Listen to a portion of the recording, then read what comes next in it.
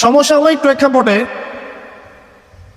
বিশেষ করে শেষ 100 বছরে যখন থেকে অটোম্যান এম্পায়ারদের ডিফিট করা হয়েছে 1921 সালের পর থেকে এই ট্রেন্ডটা খুব বেড়ে গেছে। নবী করিম সাল্লাল্লাহু আলাইহি ওয়াসাল্লামের পবিত্র চরিত্র নিয়ে এখন যে যার মতো করে ব্যাখ্যা করার প্রয়াস পেয়েছে আর কি। যদিও এটা আবু লাহাবের সুন্নাহ, আবু জাহেলের সুন্নাহ, এটা উতবা বিনতে আমের আরেকজন ছিল, উতবা বিনতে আবু মুঈদ, আরেকজন ছিল সাল্লাম বিন আবু হুকাইক, আরেক ব্যক্তি ছিল আশরাক বিন শরীফ, এরকম কিছু একটা তার নাম। এইসব মানুষরা ছিল আইয়ামে জাহিলিয়াতের মধ্যে। এই মানুষদেরই সুন্নাহ আর কি এখন নতুন করে চালু করা হচ্ছে বিভিন্ন জায়গায়, মুক্ত চিন্তার নামে, বাক স্বাধীনতার নামে, কলম চর্চার নামে, বিভিন্ন নাম দিয়ে আমরা এখন নবী সাল্লাল্লাহু আলাইহি ওয়াসাল্লামের পবিত্র চরিত্র নিয়ে যা ইচ্ছা তাই কথা বলার চেষ্টা করছি বা দুঃসাহস দেখাচ্ছি। তাব্বাত ইয়াদা আবি লাহাব ওয়া তাব কি জন্য নাযিল হয়েছিল? নবী সাল্লাল্লাহু আলাইহি ওয়াসাল্লাম যখন সবাইকে সমবেত করে বলেছিলেন যে আমি যদি বলি তোমাদেরকে এই পাহাড়ের পিছনে শত্রু দল অপেক্ষা করছে, তোমরা কি আমার কথা বিশ্বাস করবে? সবাই বলেছিল যে আমরা তোমাকে আল আমিন বা সত্যবাদী বলে জানি, অবশ্যই তোমার কথা বিশ্বাস করব। তখন তিনি বলেছিলেন কুলু লা ইলাহা ইল্লাল্লাহ তুফলিহুন, তোমরা শুধু বলো লা ইলাহা ইল্লাল্লাহ, আল্লাহ ছাড়া কোনো ইলাহ নেই, তোমরা সফল হয়ে যাবে। এটা আইয়ামে জাহিলিয়াতের কথা। আবু লাহাব তালি দিয়েছিল, হাত দিয়ে তালি দিয়েছিল এবং ঢিল নিক্ষেপ করেছিল, নবী সাল্লাল্লাহু আলাইহি ওয়াসাল্লামকে কষ্ট দিয়েছিল। আল্লাহ পাক সূরা নাযিল করেছেন তাব্বাত ইয়াদা আবি লাহাব ওয়া তাব, ধ্বংস হোক আবু লাহাবের 2 হাত এবং সে নিজেও ধ্বংস হোক। কিয়ামত পর্যন্ত এই পৃথিবীতে যদি একটা মুসলিমও বেঁচে থাকে এবং সে যদি কোরআন পড়তে জানে, সে আবু লাহাবকে এই সূরা পড়ার মধ্য দিয়ে অভিশাপ দিবে ইনশাআল্লাহ তাআলা। এটা নবী সাল্লাল্লাহু আলাইহি ওয়াসাল্লামের শান, তার মর্যাদা। সে শুধু একবার বলেছে হাততালি দিয়ে, এই কথা বলার জন্য আমাদেরকে ডেকেছিলে? এই কথা বলার জন্য আমাদেরকে ডেকেছ? আমরা আমাদের বাপ দাদাদেরকে, তাদের ইলাহকে ত্যাগ করে তোমার এক আল্লাহ বিশ্বাস করবো, এই জন্য ডেকেছ? ঢিল নিক্ষেপ করেছিল, গালি দিয়েছিল। তার আপন চাচা নবী সাল্লাল্লাহু আলাইহি ওয়াসাল্লামের আপন চাচা, আল্লাহ পাক আয়াত নাযিল করলেন আবু লাহাব ধ্বংস হোক, এবং সে নিজেও মা আগনা আনহু মালুহু ওয়া মা কাসাব, তার এই সম্পদ এবং সে যা অর্জন করেছে পৃথিবীতে, এগুলো কোনোই কাজে আসবে না। সায়াসলা নারান যাতা লাহাব, শীঘ্রই অচিরেই সে প্রবেশ করবে এমন আগুনে যে আগুন লাল অগ্নিশিখা নির্বাপিত করছে। সাথে ওয়ামরাতুহু, তার স্ত্রীও, হাম্মালাতুল হাতাব, যে কিনা কি করতো?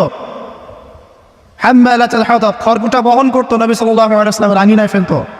ফি জিদিহা হাবলুম মিন মাসাদ, তার গলায় থাকবে খেজুর পাকানো রশি, এটাতে আযাব দেওয়া হবে নাউযুবিল্লাহ। কিয়ামত পর্যন্ত যত মানুষ বেঁচে থাকবে মুসলিম, যারা কোরআন পড়বে, ছোট হোক বড় হোক, ধনী গরিব, সাদা কালো, যে কোনো জায়গার, যে কোনো জাতির, যে কোনো বর্ণের, যে কোনো রঙের, আবু লাহাবকে সে কিয়ামত পর্যন্ত গালি দিতে থাকবে। এটা আল্লাহ পাকের বিচার। আর পরকালে তো তার জন্য যন্ত্রণাদায়ক শাস্তি অপেক্ষা করছে।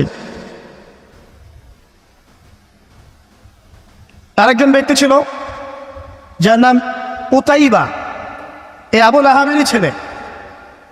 একদিন নবী সাল্লাল্লাহু আলাইহি ওয়াসাল্লামকে সে গিয়ে বলছে ওয়ান নাজমি ইযা হাওয়া, এই সূরার এই প্রথম দিকের আয়াতগুলো আমি বিশ্বাস করি না। এক পর্যায়ে নবী সাল্লাল্লাহু আলাইহি ওয়াসাল্লামের সাথে বাকবিতণ্ডা করতে লাগলো। আমাদের নবী যদি তর্ক করতেন না, স্বল্পভাষী, মিষ্টি ভাষী, নরম মানুষ ছিলেন, তর্ক করতেন না, নিজে কাউকে কখনো একটা থাপ্পড়ও দেননি, এমন মানুষ ছিলেন। তো সেই মানুষটাকে সে মুখে থুতু নিক্ষেপ করেছিল, তবে এই থুতুটা তার মুখ পর্যন্ত পৌঁছে নাই, আল্লাহ পাক পৌঁছাতে দেননি। আরো কষ্ট দেওয়ার জন্য তার জামা টানা হেঁচড়া করছিল। তো নবী সাল্লাল্লাহু আলাইহি ওয়াসাল্লাম কষ্ট পেয়েছিলেন। কষ্টে তখন তিনি বলেছেন আল্লাহর কাছে, ওই মুহূর্তে বলেছেন, আল্লাহ, জাহান্নামে তোমার যে কুকুরগুলো আছে, জাহান্নামে কুকুর আছে আযাব দেওয়ার জন্য, এগুলোর মধ্যে একটা এর পিছনে আল্লাহ তুমি লেলিয়ে দিও। এটা বদদুয়া করেছেন নবী সাল্লাল্লাহু আলাইহি ওয়াসাল্লাম। নবী সাল্লাল্লাহু আলাইহি ওয়াসাল্লাম এমন একজন মানুষ ছিলেন যিনি সবকিছু শুধু আলোচনা করেই, ব্যাখ্যা করেই আর মানুষকে দাওয়াত দিয়ে ক্ষান্ত ছিলেন না, বরং তিনি কাজ করে দেখিয়েছেন। অ্যাজ এ ফিলোসফার তিনি সফল, অ্যাজ এ পলিটিশিয়ান সফল, অ্যাজ এ সামরিক লিডার তিনি সফল, একজন কূটনীতিবিদ তিনি সফল, সমাজবিজ্ঞানী তিনি সফল, অ্যাজ এ ফাদার তিনি সফল, অ্যাজ এ হাজব্যান্ড তিনি সফল। কি চাচ্ছেন? একজন মানুষের মধ্যে এত কোয়ালিটি থাকার পরেও তার চরিত্র নিয়ে কথা বলছেন। ওই যে বিয়ে, আয়েশা রাদিয়াল্লাহু আনহাকে কেন বিয়ে করলেন এত কম বয়সে? আপনি কি জানেন রবীন্দ্রনাথ ঠাকুরের বাবা কত বছর বয়সে বিয়ে করেছেন? আপনি কি জানেন রবীন্দ্রনাথ ঠাকুর নিজে কত বছর বয়সে বিয়ে করেছেন? এবং যাকে বিয়ে করেছেন তার বয়স কত ছিল? সে তো আপনাদের ট্যাগর। তিনি বিয়ে করেছেন 17 বছর বয়সে বা 18 বছর বয়সে, এবং তার স্ত্রীর বয়স ছিল 11 বছর। কই, এটা নিয়ে তো কোনো কথা বলেন না কখনো। সুবহানাল্লাহ, এটা বলতে গেলে সময় চলে যাবে। তাওরাত ইহুদিরা কথা বলে এখন, এগুলো নিয়ে তালমুদ, ওদের একটা কিতাব আছে তালমুদ, ওখানে এমন লেখা আছে যে 9 বছরের নিচে মেয়েকে বিয়ে করাটা পুণ্যের কাজ। নেন, ইহুদির ওল্ড টেস্টামেন্টেও আছে এটা।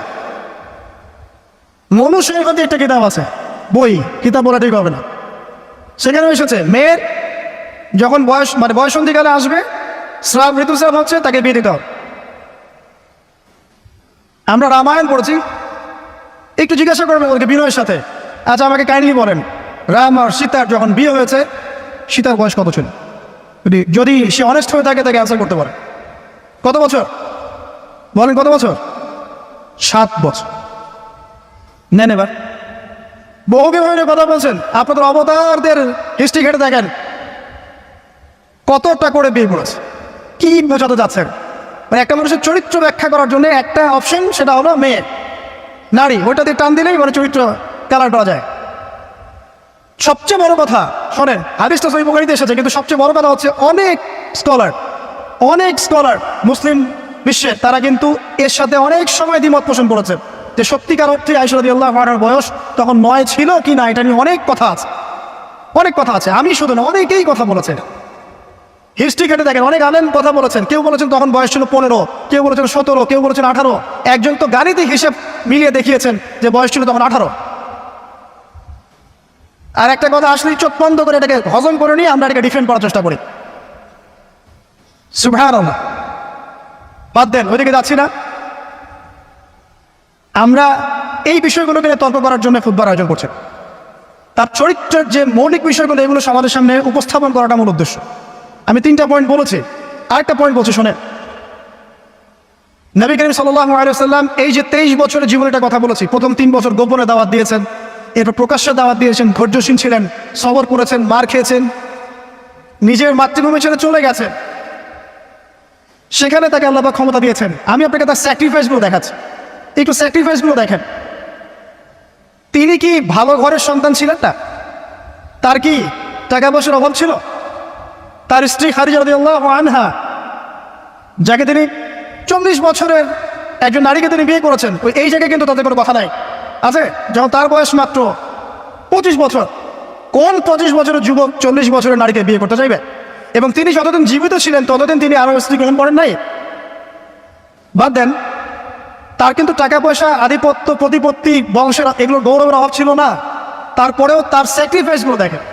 তিনি মার খাচ্ছেন, তার দাঁত শহীদ হচ্ছে, তার রক্ত ঝরছে, তায়েফে তার রক্ত দিয়ে জুতা আটকে গেছে, তাকে গালি খেতে হচ্ছে, তাকে হত্যা চেষ্টা সহ্য করতে হচ্ছে, আত্মীয় স্বজন তাকে ছেড়ে চলে যাচ্ছে, তাকে অর্থনৈতিক বয়কট করা হচ্ছে, গাছের ছাল পাতাকে শিয়ারে আবু তালেবে 3 বছর তিনি এই সময় কাটাচ্ছেন, নিজের মাতৃভূমি ছেড়ে চলে যেতে হচ্ছে, কষ্ট, যুদ্ধ করতে হচ্ছে, না খেয়ে থাকতে হচ্ছে, খন্দকের যুদ্ধে নিজের এই পেটের মধ্যে পাথর বেঁধে থাকতে হচ্ছে, পরপর 3 দিন তার ঘরে চুলা জ্বলছে না, তার ঘরে খাবার নাই, এই খেজুরের রস খেয়ে তিনি জীবনযাপন করছেন, তার স্ত্রীদের ঘরে খাবার নাই।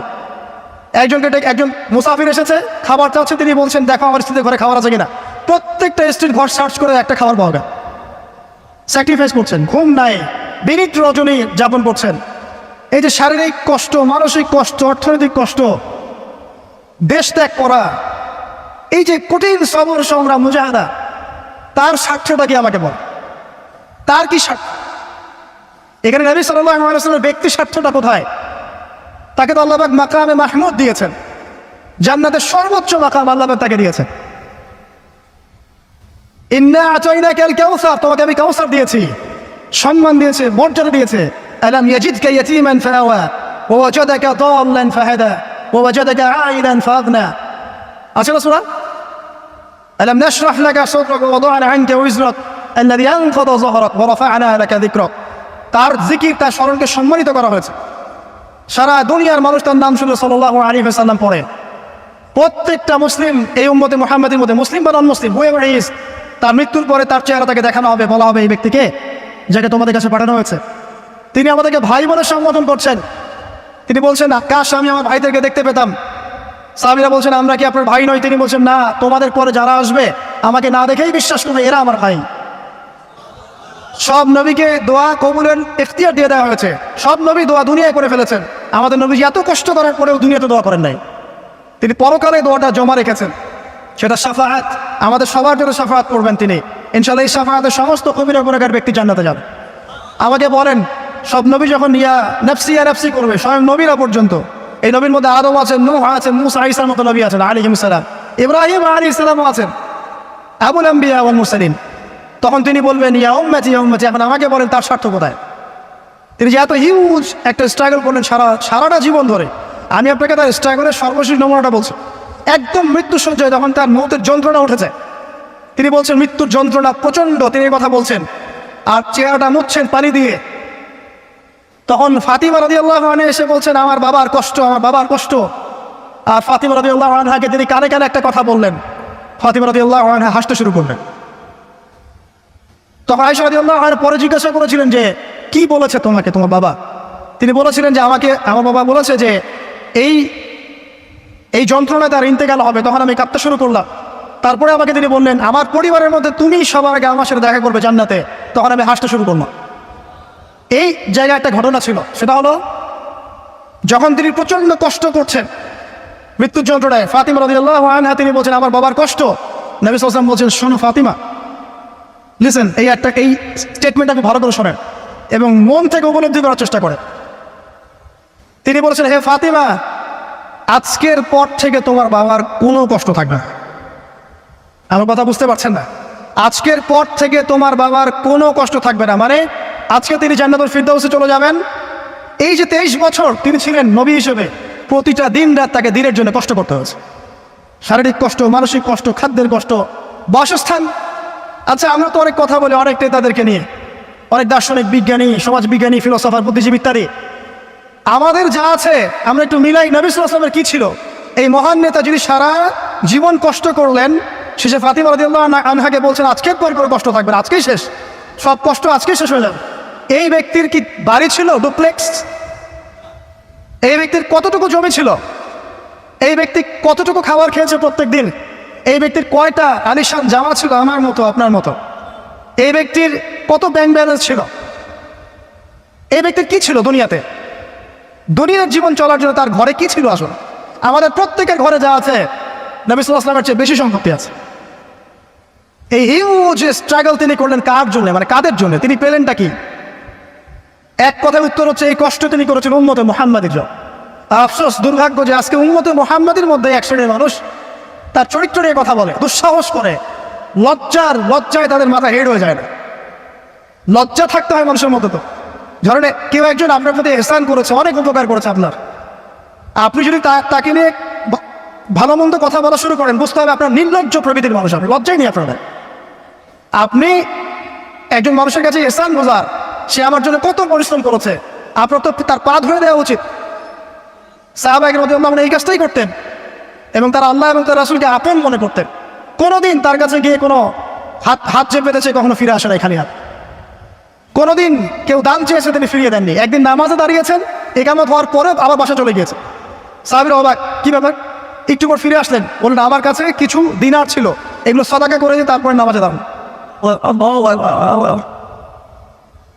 সবসময় সত্য বলেছেন, সত্যের উপর থেকেছেন, এতিমদের খোঁজ নিয়েছেন, বিধবাদের পাশে ছিলেন, উম্মাহকে ঐক্যবদ্ধ করেছেন, মানুষের মাঝে ভেদাভেদ দূর করেছেন, এক ওয়ান উম্মাহ ন্যাশন গঠন করেছেন, সুদ দূর করেছেন, মাদক দূর করেছেন, শিরক দূর করেছেন, আল্লাহ বলা মানুষকে আল্লাহকে চিনিয়েছেন, পরকালকে চিনিয়েছেন, মানুষকে জান্নাতের পথ দেখিয়েছেন। কি করেন নাই? আপনি আমাকে একটা সেক্টর দেখান যেটা মানুষ করার বাকি থাকে, যেটা তিনি করেন নাই, একটা সেক্টর দেখ। তারপরে এই মহান মানুষের সম্পর্কে আমরা বাজে ধারণা লালন করছি, আজে বাজে কথা বলছি। দেখুন, এখন মুসলিমদের হয়তো কিছু করার নাই, বদদোয়া তারা করবে এবং এই বদদোয়ায় নিঃসন্দেহে ইফেক্টেড হবে তারা যারা নবী সাল্লাল্লাহু আলাইহি ওয়াসাল্লামের সাথে শত্রুতা করছে, কোনো সন্দেহ নাই। কিন্তু এমন একটা সময় আসবে, দেখবেন আজকে থেকে 100, 200, 500 বছর, কত বছর আমরা জানি না, যে এই পৃথিবীর বুকে নবী সাল্লাল্লাহু আলাইহি ওয়াসাল্লামকে নিয়ে একটা বাজে মন্তব্য করার মানুষ অবশিষ্ট থাকবে না ইনশাআল্লাহ।